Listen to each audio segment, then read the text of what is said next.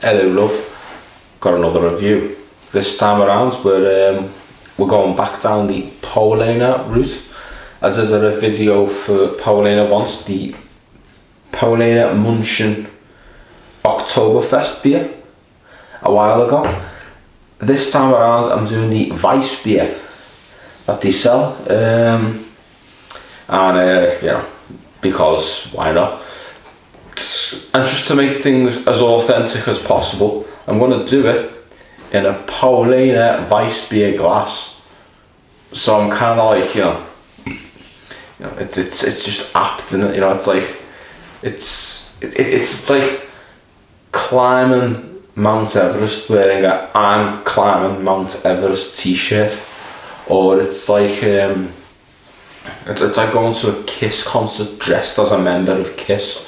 I mean, you're not going to go dressed as like Van Halen or Dee Snider or Marilyn Manson. You're going to go as like Paul Stanley or Gene Simmons, Ace Frehley, Peter Criss, you know, whoever, Eric Carr, you know, or any of the others, and there are many. You know, this is like that. I'm drinking Paulaner from a Paulaner glass, or Paulaner, I don't know how to pronounce. But yeah, this is Paulaner Weissbier. It's Munich wheat beer. Because a lot of people think that Weiss beer means white beer. It doesn't. It means wheat beer. Yeah. So a bit of a German knowledge for it. I don't speak very good German. I just sort of ramble in a funny voice that sounds like German sometimes. But for the most part, I don't speak German. Yeah. So yeah, this is the Paulaner Weissbier. It is a wheat beer from Munich, and it is 5.5%, 0.51 litre bottle, and yeah, it's in accordance with the Bavarian purity law. The ingredients are water, malted wheat, malted barley, yeast, hops, and the best before end is the 11th, 2024. So I've got less than a year to drink this, so I better drink it up quite quick. No less, I want to show you what the bottle looks like in the meantime. So what you've got is, you've got, I assume this is like Munich, this like cityscape here, right here. Appears to be like a woman holding several steins. There's some kind of cathedral in Munich. There's more Munich stuff here. So there's some guy in a pair of socks and a fedora. With a lamppost, and there's some guy who looks like Jimmy Hill, and there's the bottle top of the guy who looks like Jimmy Hill as well. In fact, I'm gonna get my phone out. I'm gonna Google Jimmy Hill for you. I'm gonna Google Jimmy Hill dead fast. So just give me one moment. Right, what's the fuck off? Not Jimmy Savile, Jimmy Hill, yeah. There you go. There's Jimmy Hill right here. Side by side comparison. Can you see alright? I'll move in a bit closer. Move a bit further back, yeah. See what I mean? It does look similar, doesn't it? So yeah. Let's get back on with the review, shall we? Which I haven't even started yet. So yeah, let's crack out the bottle, throw it in there, see what it tastes like. So are you ready? 3, 2, 1, poppity poppity. You know what, I'll pick that up in a minute when we're ready. So yeah, let's get out the bottle.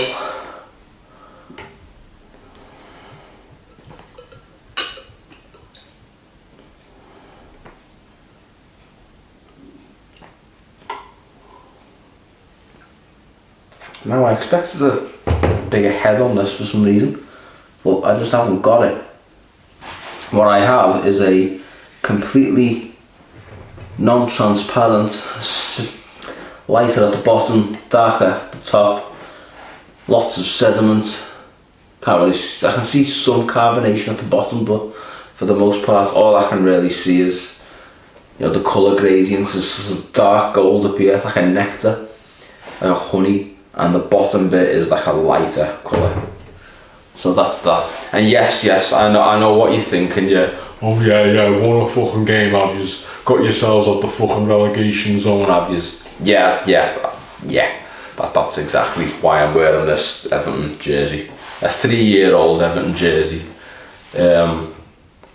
Because we beat Newcastle at home 3-0, which I wasn't expecting, I'll be honest. I was kind of expecting Everton to sort of play really well up until like the last 10 minutes, and then sort of like cave in a bit and Newcastle would sort of win it at the death. But thankfully for Everton fans, that did not happen. So yeah, I'll talk about that in a minute, but first let's do the review. So what does it smell like? Let's have a smell of this Weissbier from the authentic Weissbier glass. Okay.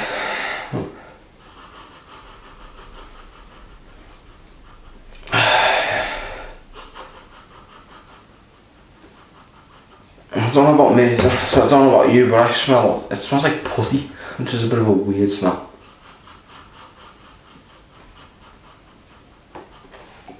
Intensely strong, sort of puttied smell, but a little bit skunky, even though it's like, normally it's green bottles that cause it to smell skunky, but I'm getting a little slight hint of skunk in it.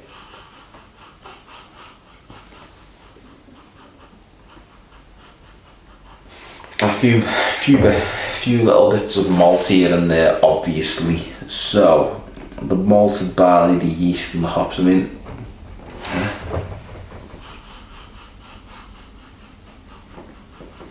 yeah, it's not the best smell, I'll be honest. But you know, I mean, I had the Paulaner beer, and that was just not the Weissbier, just the normal beer a few months back.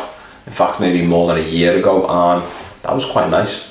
This smells a bit shit, but you know, I used to think curry smelled shit, but then I actually started eating it.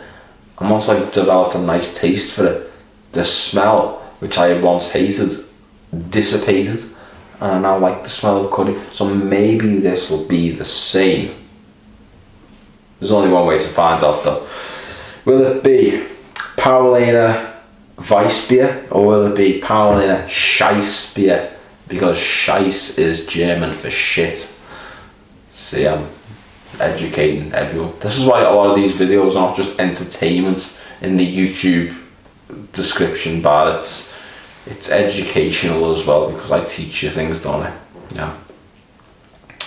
Nonetheless, bottoms up and up your bottoms. Here we go. Cheers.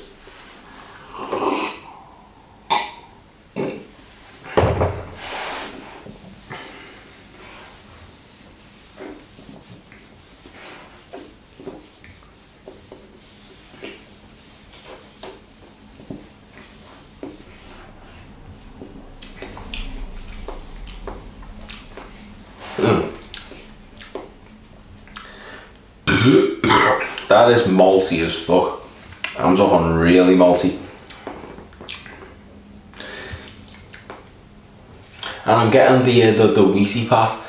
If you've ever eaten cornflakes with no sugar, or milk for that matter, that's what the taste I'm getting. Yeah.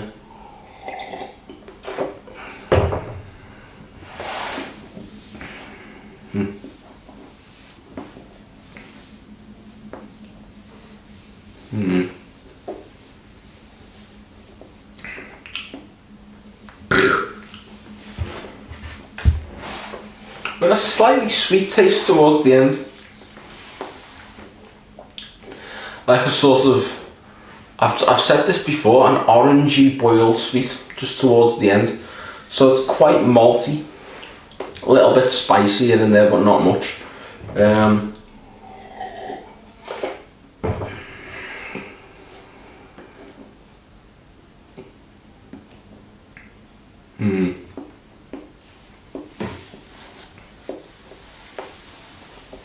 The mouthfeel is not too extravagant, I'll be honest. It's just sort of, it's there, but I'm not like going, it's not like, you know, it's not leaving an impression, that's for sure, but it is there.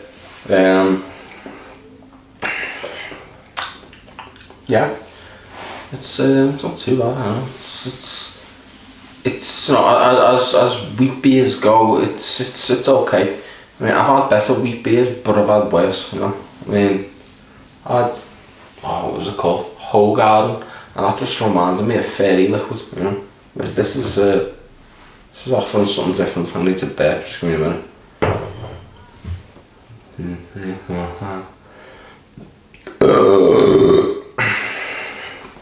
Yeah.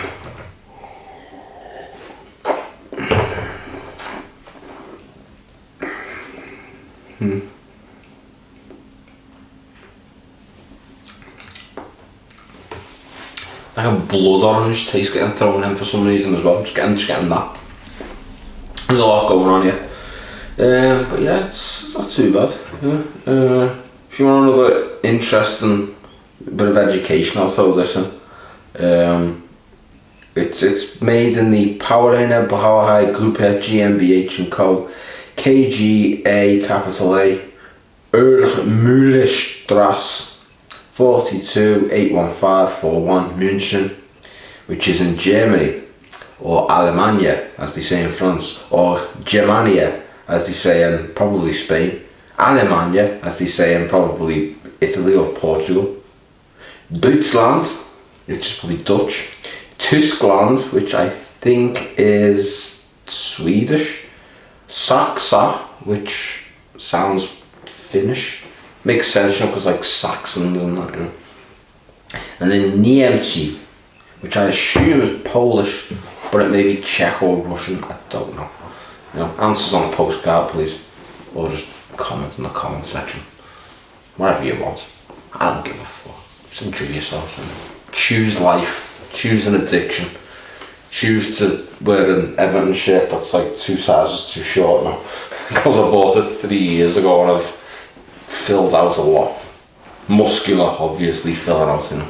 It's nothing to do with all the curries and the pizzas. It's the obvious excessive weightlifting and push-ups and the, you know, the active lifestyle. Look at that! Look at that!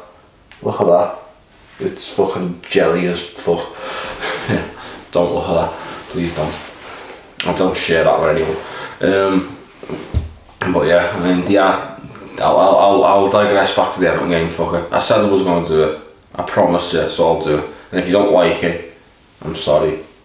You can just rewind back a bit to where I wasn't talking about it. But yeah, the Everton game against Newcastle was a good one, you know. So it's been a really shit season thus far, through no fault of Sean Dyche and the team. Absolutely no fault of theirs. And they've been nothing short of spectacular, just doing whatever they can. The fight that I've seen them put up has been incredible this season. I mean, they should be mid-table had it not been for the deduction, but they're still fighting for it, so you can't fault them for that. You know what I mean? I'm not saying they should be mid-table because, you know, they should have been given a punch deduction. Yeah, fair enough, they admit it's a wrongdoing. A punishment was handed out. Will they appeal it and maybe get a lesser punishment? Who knows? But, you know, yes, they did get punished and they admitted to it. Fair enough. You know, I'm not going to be bitter over that. But I'm sort of going to take the high road here and just say, you know, big up to the team and the management for actually, you know, doing well. Yeah. I mean, I did see someone like Geordie guy doing a vlog. He actually came to Liverpool. Obviously went to go to Sunset in the Bullens Road then to watch the game, and he obviously it was not the best day for him ever. 3 reasons. As soon as he gets to Lime Street and gets out, it's fucking pissing down and it's a gloomy as fuck day. Second reason, he watches his favourite team that he grew up supporting get beat 3-0 in like the last 10 minutes or so. And third, and this is the fucking worst one, he ended up staying in a hotel in Liverpool called the Adelphi. Now, for those who don't know, the Adelphi was probably the most glamorous hotel Liverpool's ever had. That's what it was called in 1953. Since then it's been called a fucking shithole. It's grotty as fuck, the place is falling apart. The people who are running the hotel, the Britannia group, should hang their heads in shame because they've got probably the most grandest former hotel ever. That was just like, with all the swanky, rich and famous of the day in the northwest, they all used to go to the Adelphi, and it was like this really classy venue. Now it looks like they've made no fucking attempt at sustaining or, you know, keeping the place ticking over, and a lick of paint and here and there wouldn't go amiss. No, with a little bit of basic fucking electrical work or plumbing or roofing or plastering for that matter. Basically anything that you need to do to maintain a hotel, they're not doing it, and as a result the big massive Adelphi hotel, who everyone thinks is this big grand hotel from the outside and doesn't know Liverpool very well, goes in there thinking, oh, this is going to be nice, and then they go in there and it's a fucking shithole. And this poor Geordie guy, and all I can say is, on behalf of Liverpool, I'm kind of sorry about this. Someone should have fucking told you not to go there, you know. But they didn't, and you ended up in a room that was leaking from the ceiling, and the bathroom was just like leaking and full of damp, and the lights didn't even work in his bedroom. So we got back late, probably about 10:30, maybe 11 o'clock, to a room that was in complete fucking darkness, and he couldn't even turn the lights on. He had to use his phone camera just to record himself talking about the aftermath of the game, which was quite sad, but you know, yeah. I mean, hopefully on his next visit to Liverpool he goes somewhere better. You know, there are plenty of hotels in Liverpool that are better than the Adelphi, which is kind of like saying there's plenty of doctors out there better than Harold Shipman. So, you know what I mean? It's not saying much, but yeah, you know, it's been an okay end of the week, you know. Everton didn't fuck up.